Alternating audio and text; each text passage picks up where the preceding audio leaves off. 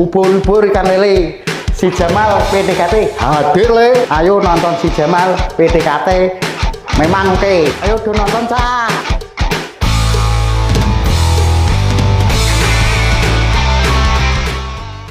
Halo, selamat apa ya ini enaknya? Selamat malam kali ya dok ya. Selamat malam semuanya. Selamat datang di podcast kita hari ini. Si Jamal PDKT. Oke, hari ini kita akan PDKT lebih dalam lagi tentang fenomena yang lagi hangat di masyarakat. Apa itu? Kalau kita pernah dengar NPD, kita akan bahas lebih dalam tentang NPD. Sebelumnya, perkenalkan saya Stefani. Dan saat ini ditemani oleh Dr. Immanuela, spesialis kesehatan jiwa. Beliau adalah psikiater di RSUD Dr. R. Sutiono Blora. Dan hari ini kita akan ngobrol seru ya dok ya, tentang narcissistic personality disorder. Sebelumnya mungkin Dr. Ima mau memperkenalkan diri terlebih dahulu. Silahkan dok. Terima kasih sudah mengundang saya. Senang bisa berbagi di sini supaya masyarakat bisa mengerti dan memahami apa sebenarnya tentang NPD itu. Oke, baik. Sekarang kita akan mulai untuk mengupas secara tuntas mitos dan fakta soal narcissistic personality disorder supaya kita jadi makin tahu dan paham gitu ya. Jadi kita lebih bijak untuk menghadapi fenomena ini seperti apa. Baik, oke, kita akan mulai menyamakan persepsi terlebih dahulu ya dok ya. Definisi narcissistic personality disorder itu apa sih dok sebetulnya? Kalau dari definisinya, NPD atau narcissistic personality disorder itu adalah suatu gangguan kepribadian. Personality itu kan kepribadian ya. Suatu disorder atau gangguan kepribadian yang dilatar belakangi adalah mencintai diri sendiri. Jadi narsis itu berasal dari kata seorang tokoh dalam dongeng Yunani, Narsisus, yang dia itu orangnya ganteng, orangnya lebih dari rata-rata orang lain lah ya. Dan dia itu sangat kagum akan dirinya sendiri, sangat bangga, bahagia dengan dirinya. Sehingga ketika banyak cewek-cewek yang suka pada dia nggak peduli karena dia sudah begitu bangga pada dirinya. Akhirnya dia dikutuk, dia melihat ke dalam sumur dan dia melihat ada orang yang ganteng di situ dan dia merasa dia mencintai itu lebih dari apapun. Akhirnya dia sampai tidak sempat makan, tidak sempat minum dan akhirnya dia meninggal.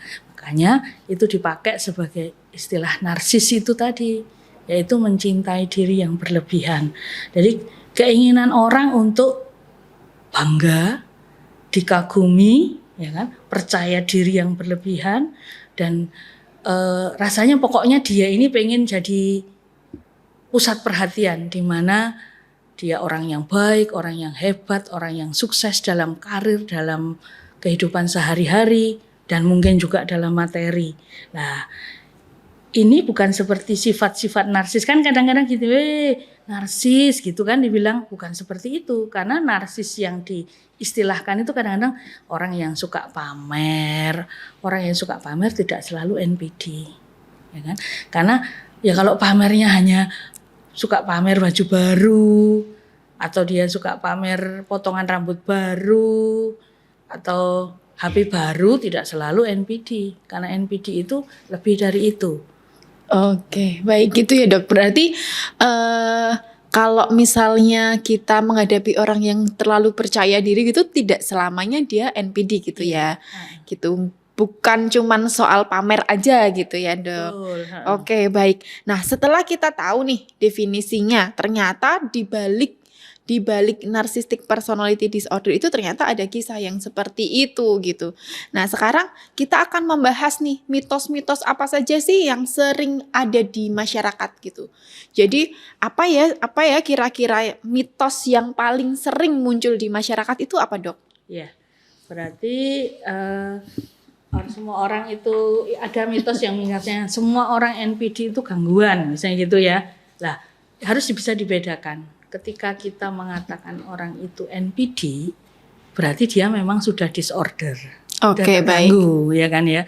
Tetapi bukan selalu orang narsis adalah selalu gangguan. Oke. Nah, ya. Kemudian NPD itu kalau ada orang bilang itu kan cuma suatu gaya hidup aja, suka minta perhatian dan sebagainya. Padahal kita untuk menentukan orang itu NPD itu kriteria diagnosanya itu sangat hati-hati dan sangat terperinci, sehingga kita nggak segampang itu mengatakan orang yang lebay, orang yang berlebihan itu NPD. Orang yang orator misalnya bisa berpidato dengan berapi-api belum tentu dia NPD, ya kan? Nanti kita akan jelaskan lebih lanjut sampai di mana orang itu disebut NPD ya. Kemudian ada yang mengatakan orang NPD itu selalu jahat. Ya itu maybe yes, maybe no ya. Jadi karena NPD itu kan selain lebih dia juga akan ada istilah bahwa dia minta validasi terutama dari orang-orang yang menjadi sasaran ke NPD-nya itu yang tidak bisa disalahkan atau egosentris lah ya kan ya. Lah itu dengan cara apapun, bahkan kadang-kadang tidak bisa menunjukkan empati pada orang lain. Jadi itu mitos yang salah. Tiap kali wah itu kayaknya orang itu galak NPD. Tidak selalu. Iya. Mungkin seorang guru yang galak karena muridnya nakal-nakal, bukan karena NPD kan gitu kan. Iya betul. Tidak selalu yang galak itu selalu NPD. Marah tidak selalu NPD. Sombong tidak selalu NPD gitu loh. Iya.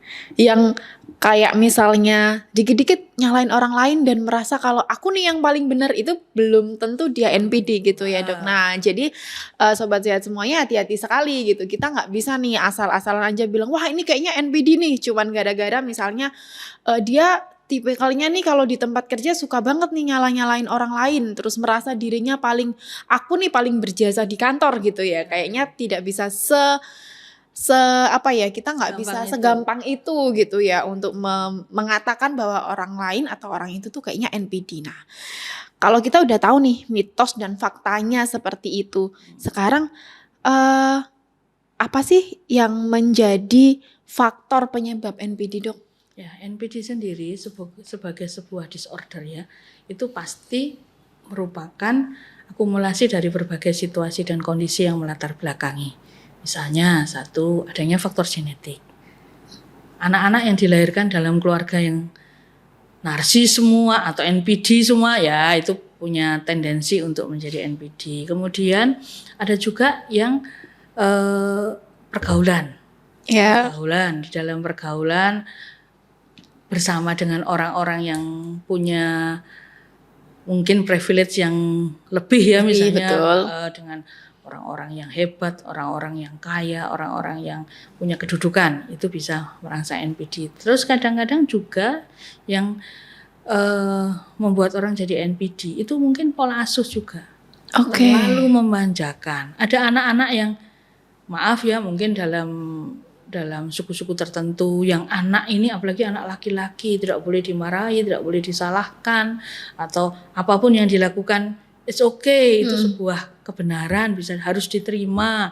Nakal pun nggak boleh ditegur atau yang lainnya misalnya. Nah itu juga bisa merupakan penyebab jadi NPD gitu loh. Oke, banyak faktor ya Dok ya. Tapi berarti apakah bisa dikatakan bahwa faktor genetik itu cukup berperan Dok di sini? Kalau genetik tanpa pola asuh atau tanpa pengaruh lingkungan kayaknya enggak menentukan itu. Enggak menentukan ya. Berarti jadi memang tidak hanya tentang genetik aja, tapi kalau misalnya genetik kemudian dia mendapat lingkungan yang baik ya dia tidak muncul gitu ya. Jadinya tidak muncul gitu. Misalnya anak ini dilahirkan di lingkungan para pencuri misalnya, apakah dia harus jadi pencuri? Kan tidak selalu. Apalagi kalau dia misalnya dipindahkan dari lingkungan itu, diasuh dengan baik, dengan pola asuh yang benar ya, nggak selalu dia menjadi seperti itu. Tidak selalu akan muncul NPD-nya gitu ya Dok. Oke, baik. Nah, sekarang supaya masyarakat itu tidak menjadi asal-asalan nih kasih label gitu. Sebetulnya apa yang menjadi ciri khas gitu ya, ciri khas dari NPD itu sendiri? Ya, Jadi kalau secara garis besar ya, misalnya orang-orang yang NPD ini butuh validasi. Sekarang kan orang istilahnya orang selalu pakai butuh validasi, pengakuan, pujian yang berkesinambungan, yang terus-menerus ada. Misalnya pada waktu dia masih dinas ataupun sudah pensiun, sudah purna dan sebagainya, tetap butuh validasi yang sama, terus-menerus. Nah, kemudian sulit menerima kritik atau bahkan tidak bisa menerima kritik, apalagi misalnya tidak sesuai dengan kemauannya, akan marah-marah, misalnya seperti itu. Kemudian kurang empati atau bahkan tidak memperdulikan perasaan orang lain. Yang penting bahaya itu dong ya. Kemauannya. Ya. Sebagai contoh, saya pernah punya kasus ya. Jadi karena ingin membangun rumah dan ingin dianggap sebagai orang yang hebat di lingkungannya, seorang ayah akhirnya memaksa anaknya untuk menandatangani hutang misalnya. Padahal sebenarnya orang tua ini juga udah tahu bahwa kemampuan anaknya juga terbatas dan anaknya itu harus pergi dari tempat kerjanya yang cukup jauh karena disuruh datang untuk menandatangani surat hutang. Padahal dengan konsekuensi anak ini kalau dia izin atau dia harus absen dari pekerjaan, dia berisiko dikeluarkan. Hanya untuk supaya bapaknya bisa segera meneruskan pembangunan rumahnya, yang sebenarnya rumahnya itu juga sudah bagus, tapi mau direnovasi lebih bagus. Dengan embel-embel, kamu kalau nggak datang kamu anak durhaka, kalau kamu nggak datang kamu nggak perhatian sama orang tua, kamu tidak menghargai orang tua, kamu memang tidak layak untuk jadi anaknya bapakmu dan sebagainya, tanpa mempertimbangkan perasaan orang lain kan. Jadi ada kayak kurang empati gitu ya. Iya, malah tidak berempati. Ada kepentingan orang lain. Iya, betul. Kemudian juga sering merasa bahwa dirinya itu istimewa. Apapun keputusannya, kata-katanya, perilakunya, semua harus membenarkan. Dianggap benar. Walaupun itu salah, baik secara norma, secara agama, maupun secara kehidupan keluarga, tapi nggak mau dianggap salah. Wah, tetap menangi dewe ya. Dan kadang-kadang juga manipulatif untuk menutupi citra dirinya supaya nggak dianggap salah itu tadi. Oke gitu. Itu tadi ciri-cirinya. Tapi sekali lagi bahwa NPD ini membutuhkan diagnosa psikologis yang ketat gitu ya. Betul. Dari dokter spesialis kesehatan jiwa atau mungkin sobat sehat bisa datang ke psikolog gitu. Jadi meskipun kita tahu ciri-cirinya, tapi sekali lagi bahwa kita tidak bisa mendiagnosa orang lain yang kita temui secara mandiri gitu. Jadi kami mengingatkan untuk silakan datang ke psikolog atau psikiater untuk lebih tepat lagi diagnosanya begitu. Nah, lalu apa kira-kira dampak sosial dalam kehidupan sehari-harinya? Kemudian dampaknya secara pribadi itu apa dong? Ya sebenarnya gini ya, ciri khasnya kebanyakan orang-orang yang NPD itu tidak pada semua orang. Jadi gini, dia itu hanya misalnya sewenang-wenang kepada keluarganya sendiri. Oke. Atau pada pasangannya, atau ada anaknya. Kalau orang-orang luar menilai, oh dia so good. Misalnya ini kita pakai contoh seorang bapak. Kalau orang lihat, bapaknya baik banget kayak gitu kok. Nah, padahal anaknya ini menderita, anaknya ini teraniaya karena sering mendapat perlakuan misalnya kekasaran, baik secara verbal, kadang-kadang juga ada KDRT, tapi orang lain kan nggak tahu. Betul. Karena yang ngerasakan tuh yang paling dekat. Hanya gitu targetnya ya. itu aja yang gitu jadi istilahnya yang jadi korban. Kemudian kadang-kadang hubungan jadi rusak. Mungkin pasangan bisa jadi depresi karena disalahkan terus, dimarahi terus dengan kata-kata yang mungkin kadang-kadang kasar, kadang-kadang kata-kata yang makian-makian dan sebagainya. Yang jadi korban adalah orang-orang di lingkungannya itu. Nah, itu dampaknya pada kehidupan orang lain. Kepada kehidupan orang lain gitu ya dok. Nah berarti kan ini kan karena tadi tidak hanya sekedar mencari perhatian gitu ya. Iya. Berarti kalau misalnya nih seandainya ada keluarga atau misalnya teman yang punya ciri-ciri seperti ini gitu ya, ciri-ciri dasar aja deh. Terus kita harus menghadapinya itu bagaimana dok? Ya, biasanya yang datang kepada kita itu bukan tersangka NPD-nya. Oke, betul. Tetapi keluarganya atau yang menjadi merasa menjadi targetnya korban. gitu ya. Misalnya anaknya yang datang atau istrinya yang datang yang akan cerita, suami saya seperti ini, atau suami cerita istri saya itu seperti ini, atau anaknya, waduh orang tua saya itu kayaknya kok NPD ya dok ya, saya gak sanggup rasanya hidup bersama dengan orang tua saya seperti itu. Jadi yang datang itu biasanya yang merasa menjadi korban. Oh. Nah, untuk NPD sendiri sebagai sebuah diagnosa, kadang hampir tidak ada yang berobat loh. Dia nggak menyadari. Ini fakta nih. Karena yang NPD Iya. justru tidak menyadari bahwa dirinya dia yang jadi masalah. Karena nggak menyadari kalau dia yang sumber permasalahan itu pada dia.